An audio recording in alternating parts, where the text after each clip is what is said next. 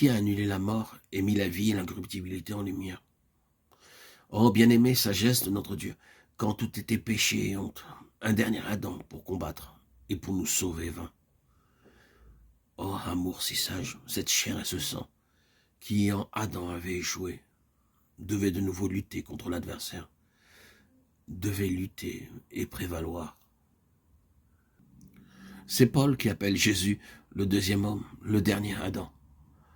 L'auteur de cet hymne a fait une petite erreur, et donc nous avons corrigé. Ce n'est pas un deuxième Adam, mais un dernier Adam. Un deuxième homme, un dernier Adam. Paul indique que Dieu a introduit une nouvelle mesure par un deuxième homme, et une mesure radicale et définitive dans le dernier Adam. Christ est le nouveau mouvement de Dieu, et Christ est le mouvement final de Dieu. Mais Christ vient en lieu et place du premier Adam, comme représentant l'intention de Dieu concernant l'homme. Paul parle de lui, et concernant le premier Adam, il nous est montré par les Écritures, dans ce passage particulier de la lettre aux Hébreux, que l'intention de Dieu pour l'homme, c'était qu'il devait être glorifié, couronné de gloire. Il était fait pour la gloire. C'est la déclaration sans appel de l'Écriture. Mais cette gloire était conditionnée par la vie, une vie étrange, la vie particulière de Dieu, la vie divine. L'homme devait avoir cette vie pour posséder cette gloire. Parce que la gloire était l'essence même de cette vie divine particulière, détenait toute la nature et la potentialité de la gloire. Ainsi la gloire dépendait de la possession de cette vie, et cette vie était dépendante de la foi et de l'obéissance, du fait que l'homme croirait que Dieu disait vrai, était fidèle, que Dieu savait ce qu'il disait, qu'il était digne de confiance, et qu'ainsi en croyant, il agirait en conséquence, c'est-à-dire qu'il serait obéissant à Dieu. La vie était contingente ou dépendante de cela.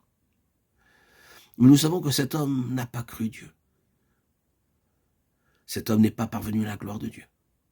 Il n'a pas eu confiance en Dieu. Il n'a pas eu cette foi. Il n'a pas cru et a agi conformément à cela. Il a désobéi. Le résultat fut qu'il introduisit dans sa propre nature et dans toute sa semence, premièrement la corruption et ensuite la mort. Un état de corruption est entré dans son être moral. Et cette corruption menait à la mort. Ainsi, pour cet homme, la perspective de la gloire n'a pas abouti. Et l'intention qui avait présidé à sa destinée a été interrompue. Aucune gloire pour cet homme. Le ciel est fermé. La gloire est partie. L'homme en était exclu, sans aucune perspective d'avenir.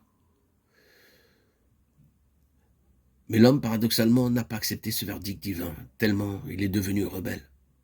Cette chose était devenue un facteur si fort dans son être, cette corruption était si active, qu'il refusait d'accepter le verdict et a voulu travailler à sa propre gloire, cherchant la gloire pour lui-même.